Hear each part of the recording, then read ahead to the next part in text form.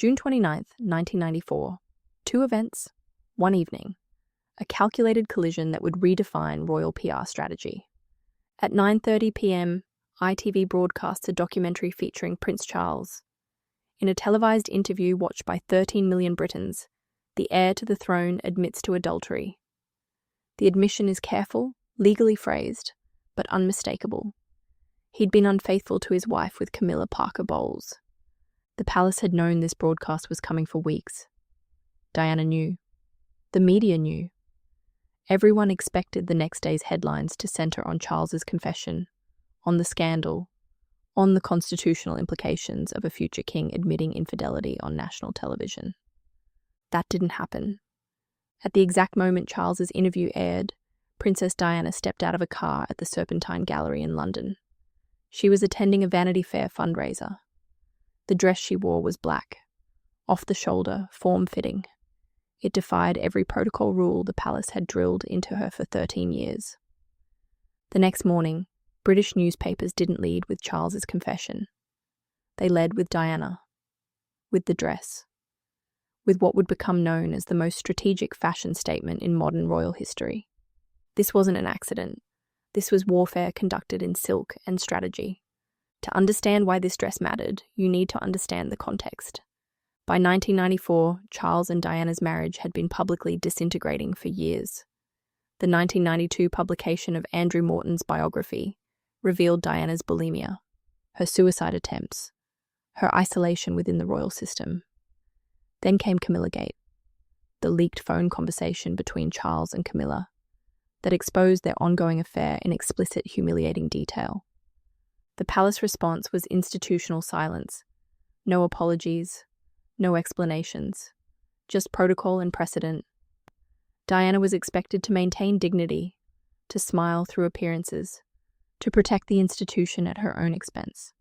But Diana had learned something crucial. The palace controlled the message, but she could control the narrative. Not through interviews or tell-all books. Those had consequences. Blowback, palace retaliation. Fashion, however, was different. Fashion was visual, immediate. It required no words, no statements, no official comment. And most importantly, it couldn't be stopped by palace handlers.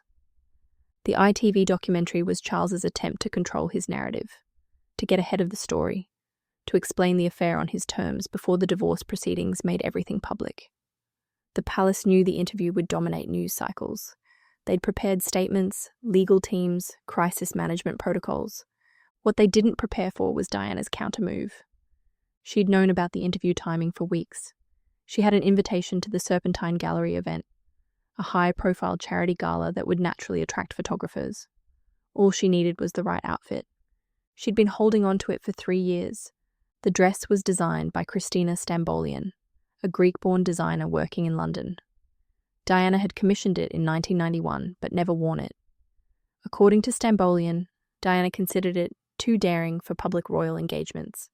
Here's what made it controversial. Protocol violations were deliberate.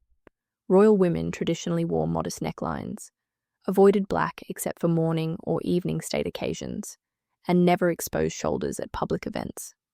The Stambolian dress broke all 3 rules simultaneously. The off-the-shoulder design exposed her décolletage. The tight-fitting silhouette emphasized her figure rather than concealing it. The asymmetrical hemline, shorter in front, longer in back, was modern, fashion-forward, decidedly unroyal. Black was strategic.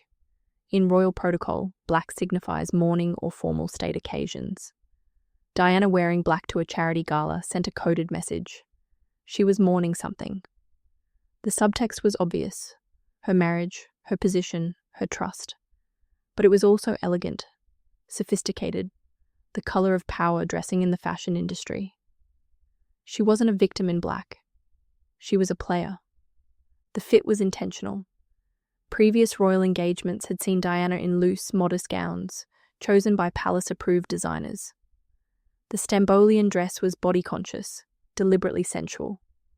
At 32, recently separated, dealing with public humiliation from her husband's televised confession, Diana needed to reclaim her narrative. This dress said, confident, desirable, unbroken. Anna Harvey, Diana's fashion advisor and longtime Vogue editor, later confirmed the choice was last minute but calculated. Diana had originally planned to wear a Valentino gown. When she learned the exact timing of Charles's interview, she switched. The Stambolian dress wasn't just an outfit, it was a statement piece. One more technical detail matters. Diana wore minimal jewelry, just pearl and sapphire earrings, a pearl choker. No royal tiaras, no excessive diamonds. The message was clear. She didn't need royal trappings to command attention. The dress and the woman in it were enough. The execution was flawless. Diana arrived at the Serpentine Gallery at 9:30 p.m., precisely when Charles's interview began broadcasting. Photographers were waiting. They always were for Diana, but tonight the crowd was larger. Everyone knew about the interview. Everyone expected Diana to look devastated, diminished, playing the wronged wife. She stepped out of the car, and the visual narrative flipped. Press photographers captured the moment from every angle. Diana smiling, not a forced royal smile, but genuine confidence. Her posture was perfect, shoulders back, head high. The dress caught every flash, every camera angle working in its favor. She knew exactly how to work a photograph by this point. 13 years of royal training had taught her that much. Inside the gallery, Diana was reportedly relaxed, charming, engaging with guests as if nothing unusual was happening. She stayed for 90 minutes, long enough for the photographers outside to get plenty of shots, long enough for early editions of newspapers to scramble their front pages. The media response was immediate and overwhelming.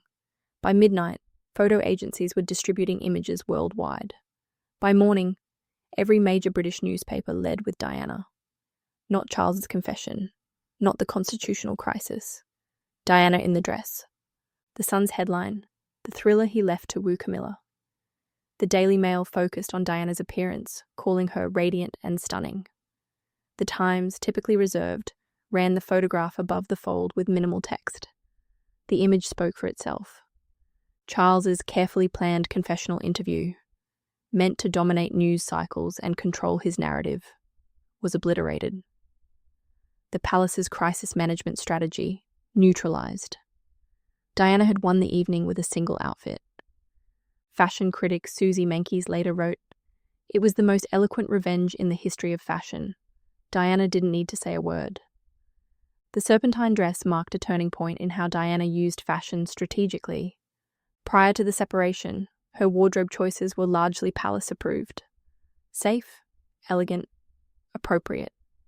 Catherine Walker, one of her primary designers, created modest, timeless pieces that photographed well but never challenged protocol.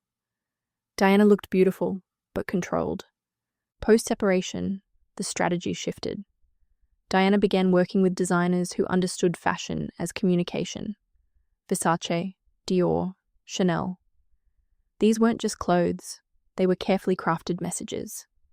Each appearance became a visual statement that newspapers would analyze, readers would interpret, and the palace couldn't control. The genius of fashion as weapon is its plausible deniability. Diana could always claim she simply liked the dress, that it was appropriate for the occasion, that royal critics were reading too much into her choices, but the semiotics were clear to anyone paying attention. Psychologist Dr. Jennifer Baumgartner, author of You Are What You Wear, later analyzed Diana's fashion strategy. She understood that clothing communicates before you speak. In Diana's case, she was telling a story of independence, resilience, and reclaiming power in a situation where she'd been systematically disempowered. The term revenge dress didn't emerge immediately. It gained traction in fashion journalism throughout the late 1990s, solidifying after Diana's death in 1997, when retrospectives analysed her fashion evolution. By the 2000s, revenge dress had entered popular lexicon, any outfit worn post-breakup designed to show an ex-partner what they're missing. But Diana's wasn't just about looking good post-split. It was strategic counter-programming against a royal institution that had spent years controlling her image. Fashion gave her control back. The Serpentine dress lives in the Victoria and Albert Museum now, part of their permanent collection. It represents more than a fashion moment. It's a case study in visual communication, strategic timing, and the power of personal agency within institutional constraints. Diana's revenge dress strategy has been replicated countless times since. When celebrities appear post-breakup in show-stopping outfits, they're consciously or unconsciously following Diana's playbook. The revenge dress is now a recognized cultural phenomenon with its own hashtag, its own fashion articles, its own template. Modern royal women, Kate Middleton, Meghan Markle, still navigate the tension between protocol and personal expression that Diana confronted. But Diana proves something crucial.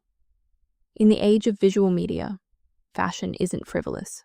It's communication. It's power. The palace learned that lesson too late. By the time they realized Diana had weaponized her wardrobe, she'd already won the narrative. One dress, one evening, one perfectly timed strategic move. Charles got his confession.